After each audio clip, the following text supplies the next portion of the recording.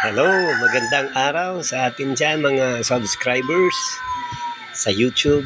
Sana mapansin nyo to. Ito po yung lower campus ng Visayas State University. Nag-stroll tayo ng konti, punta sa market dahil may bibilhin tayo. Ito, nadaanan natin yung mga building nila sa lower campus.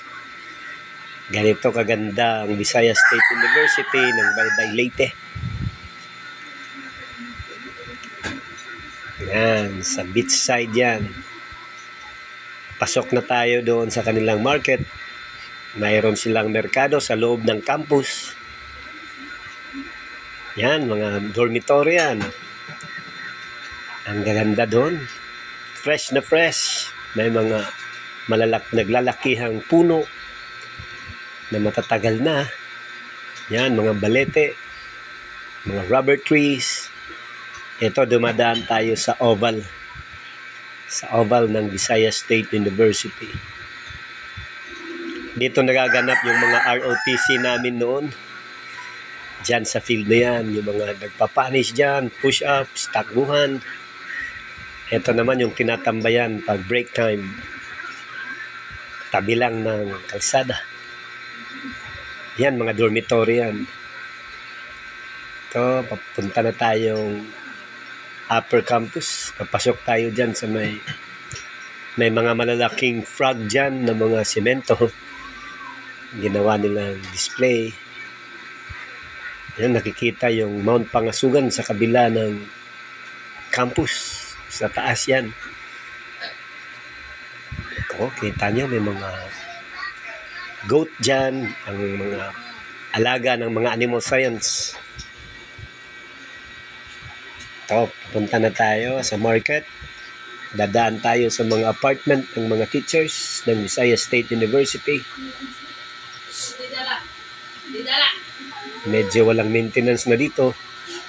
Ang dami na nilang mga grass na matataas. Ayan, ang sarap dito maglakad-lakad, lalo na kung umaga.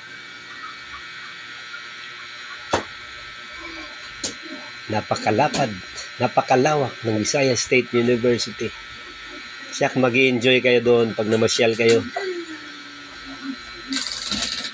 Kahit jogging lang, palibot ng campus, isang araw, kontento ka na. Yan, ang papunta na doon sa mga apartment ng mga guro na ninirahan sa VSTSU.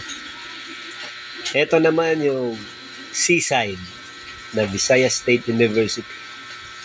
Dito mo makikita ang isang pinakamagandang sunset sa tabi ng dagat na may maraming kakahuyan. Katapos mayroon dyan mga apartel kung saan kayo makakapag-rent upang mag-stay ng overnight. May mga one room sila for the family, 3 beddings ang andyan.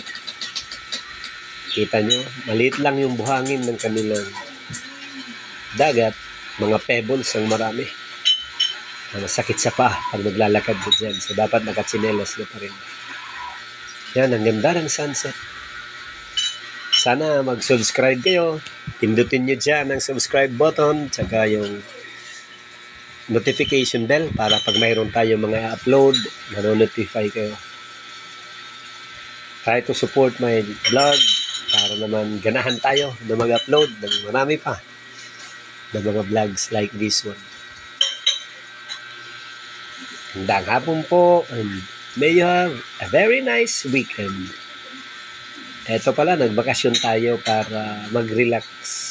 Siyempre, nakalive tayo ng medyo matagal.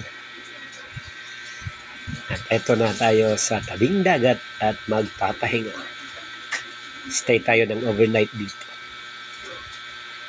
Try to support my channel sa YouTube.